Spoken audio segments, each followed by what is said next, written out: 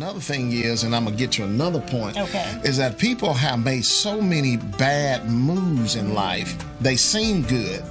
Like this year, don't make moves based on money. And what I mean by that is a lot of people they hop up, they leave, they move, they do certain things because they said they're going to promise me this amount of money. But what did God say? Right. What did he say? We're not talking about circumstances or dictate my life. Did God tell me to move to that city?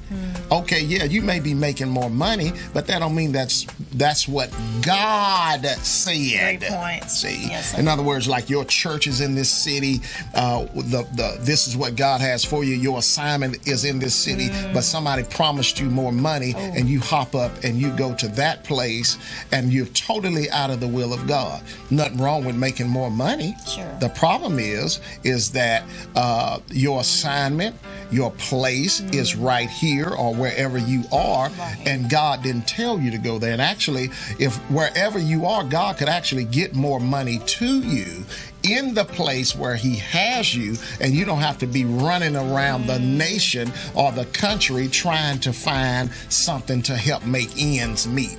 So in other words, we're not going to allow money.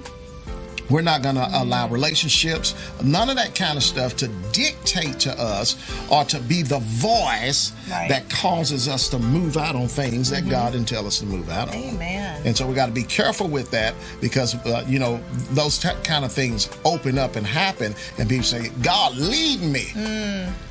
God leads with his voice. Come on now. You on the other end of this camera, say it with me. God leads with his voice. So what does John 10 talk about over there in verse 7 or so? Okay. He says, my sheep know my what? Voice. My voice. Not a circumstance that I put them through. My sheep know my what? Voice. My voice. In other words, Jesus is saying that I am one with the Father. Yeah. God speaks. I also speak. Jesus told his disciples what to do. That's right. See?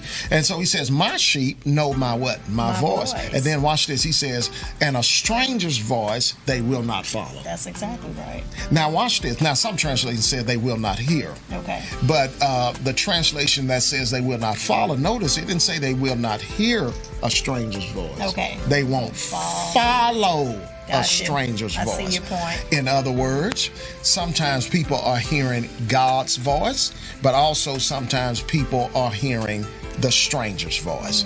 In other words, a lot of people say, well, the Lord spoke to me. Well, sometimes it's not God speaking to you, but something did speak. Or someone did speak to you. Yeah. In other words, I don't deny that you heard something. I believe you did hear something. Right. But was it the stranger? Was it your flesh? Was it the devil? Or was that really God? Oh, that's good. And you have to be able to determine that. And I'll say this, and it's a pretty bold statement. Most people don't hear God's voice. Wow. Most people don't hear God's voice. What they're hearing is their flesh, their plans, what they want to do. Wow. It's amazing that every time they say God spoke, it was something that they wanted to do.